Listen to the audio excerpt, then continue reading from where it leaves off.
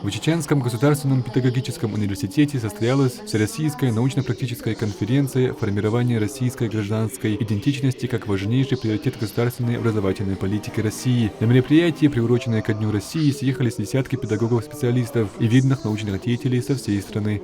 Да, от нас сейчас требует какую-то более, наверное, конкретизированную трактовку истории государства российского.